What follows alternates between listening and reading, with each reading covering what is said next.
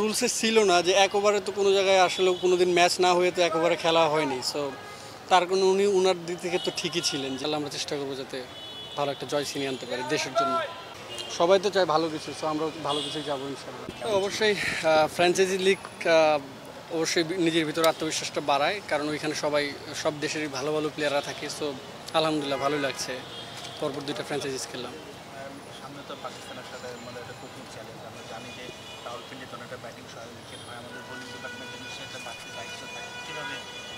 অবশ্যই রাওয়ালপিন্ডি আমরা আগে খেলা দেখছি যে অনেকটা ব্যাটিং ফ্রেন্ডলি উইকেট। সো আমাদেরও ভালো ব্যাটসম্যান আছে, সো খেলাটা ফাইটিং হবে ইনশাল্লাহ। আমরাও ভালো একটা ফাইট ব্যাক দেওয়ার চেষ্টা করবো যাতে আমরা আমাদের দেশে এই সময় একটা টাফ সিচুয়েশন যাচ্ছে, খেলাই পারে মতো একটা জয় দিয়ে দেশের মানুষের আনন্দে পাঠাতে। নিশ্চয়ই সেই ধরনের একটা ইচ্ছা থাকবে যে যতটুকু সম্ভব আমাদের দেশের মানুষকে আনন্দ দেওয়া বা অবশ্যই আপনারা সবাই দেখতে পাচ্ছেন যে দেশের অবস্থাটা কেমন। সো আমরাও যাচ্ছি এখন পাকিস্তানে খেলতে। সো ইনশাল্লাহ আমরা চেষ্টা করবো যাতে ভালো একটা জয় ছিনিয়ে আনতে পারি দেশের জন্য।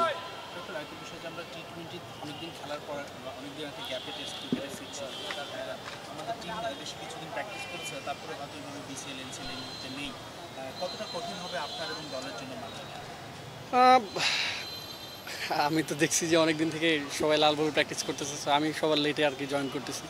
একটু কষ্ট হবে, বাট চেষ্টা করবো ইনশাল্লাহ ম্যানেজ করার, কারণ এখনও অনেক দিন সময় আছে। সো যাতে ফিটনেসটা কন্টিনিউ করে বোলিংটা করে ওয়ার্ল্ড কাপটা ওইভাবে নিয়ে যাওয়া যায়। আপনি কবে যাচ্ছেন? ইনশাল্লাহ সব ঠিক থাকলে মনে হয় কালকে যাচ্ছি ইনশাল্লাহ।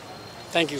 কানাডাতে খেলে আসলেন, সেখানকার অভিজ্ঞতাটা আসলে পাকিস্তানে কতটা কাজে লাগবে, কিংবা ওখানে অনেক ক্রিকেটের সাথে মিশতে পেরেছেন, সেটা যদি একটু বলতেন কেমন ছিল সেই অভিজ্ঞতাটা? কানাডার উইকেট আর পাকিস্তান উইকেট খুব ডিফারেন্ট। ওইটা খেলা ফরম্যাটে ছিল টি-20 আর টেস্ট, সো ওইটার সাথে পুরো ডিফারেন্ট আর কি। অভিজ্ঞতাটা কেমন ছিল? এত এত এত ও আচ্ছা, অভিজ্ঞতাটা ছিল হলো আমরা এখান থেকে গেছি, ওইখানে একটা অন্যরকম একটা ওয়েদার ছিল। সো এই ওয়েদারে একটা ডিফারেন্ট অভিজ্ঞতা।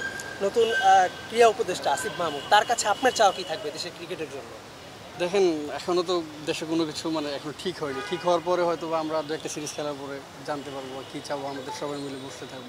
কেমন ক্রীড়াঙ্গন চাচ্ছেন আগামীতে? তার কাছে কোনো কি চাওয়া আছে বা কোনো স্বপ্ন আছে যেগুলো আসলে আপনি চাচ্ছেন যে এরকম ক্রীড়াঙ্গন দেখতে চান? আসলে সবাই তো চায় ভালো কিছু, সো আমরাও ভালো কিছুই যাবো ইনশাল্লাহ, এইটাই।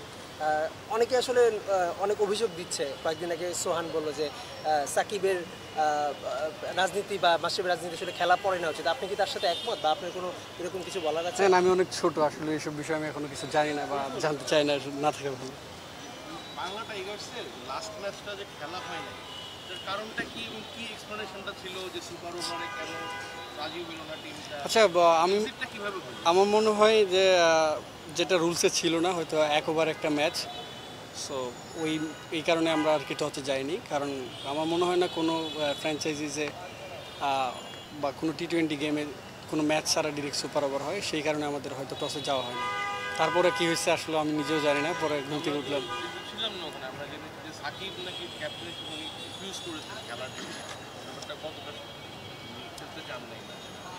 খেলতে চান নাই বলতে, যেটা রুলসে ছিল না যে এক ওভারে তো কোনো জায়গায় আসলে কোনোদিন ম্যাচ না হয়ে তো এক ওভারে খেলা হয়নি। সো তার কোনো উনার দিক থেকে তো ঠিকই ছিলেন যে এটা যদি রুলসে থাকতো তাহলে তো অবশ্যই উনি খেলতে চাইতো। So thank you so much.